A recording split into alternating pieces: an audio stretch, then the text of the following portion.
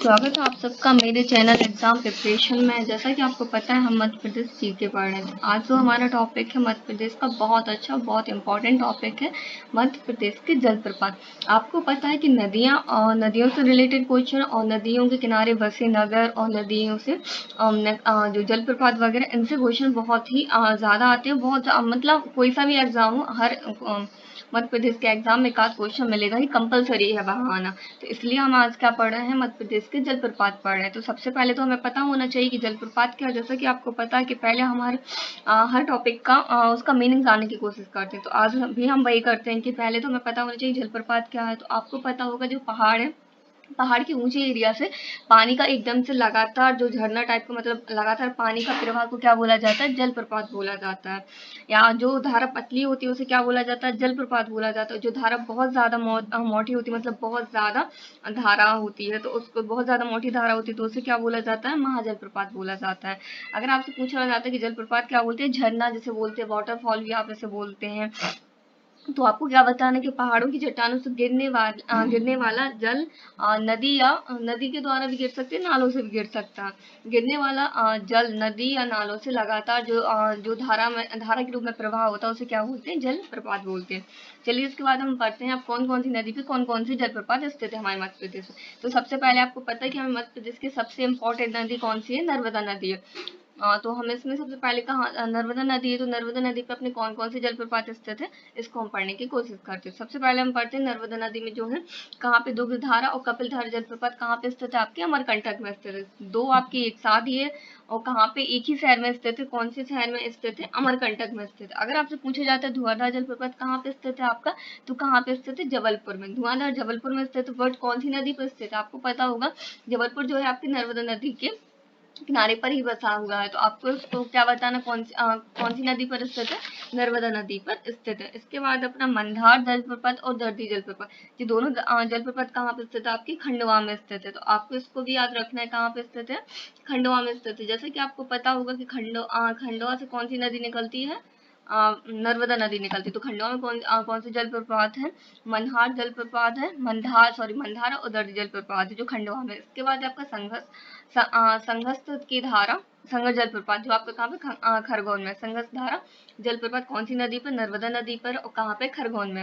मैं आपको एक बार फिर से रिपीट कर देती हूँ। नर्मदा नदी पर सारे स्थित आपके जलप्रपात कौन कौन से, सबसे पहले दुग्धधारा कपिलधारा कहाँ पे आपका, अमरकंटक में।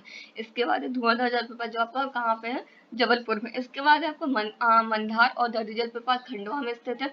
इसके बाद है संघस्थ धारा जलप्रपात जो आपका खरगोन में। इसके बाद हम चलते हैं चंबल नदी, जो मध्य प्रदेश की सेकंड बड़ी नदी मानी जाती है। कौन सी नदी आपकी, चंबल नदी। तो चंबल नदी में आपके कौन कौन सी जलप्रपात है, आप चलिए हम इसको भी समझने की कोशिश करते हैं।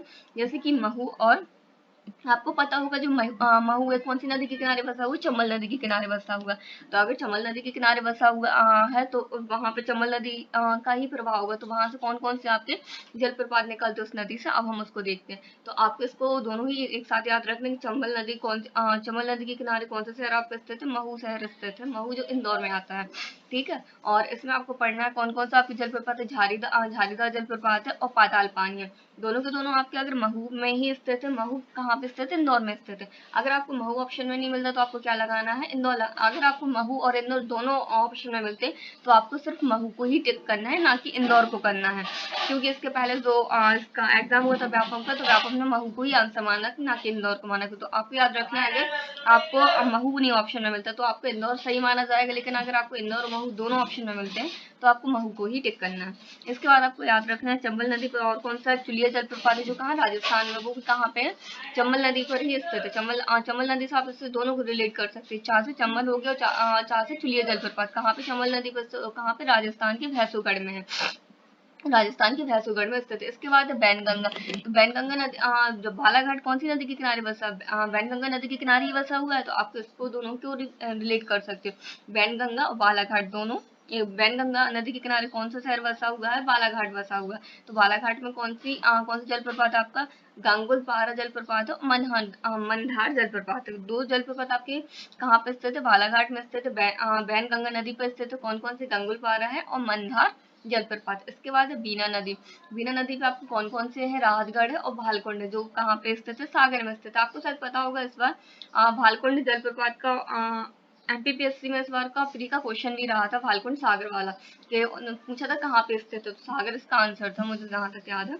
तो बीना नदी पे आपके कौन कौन से जलप्रपात स्थित है? बीना नदी पे आपका राहतगढ़ जलप्रपात है और भालकुंड जलप्रपात स्थित, जो कहाँ पे स्थित है? सागर में स्थित है। इसके बाद है तवा या पार्वती नदी।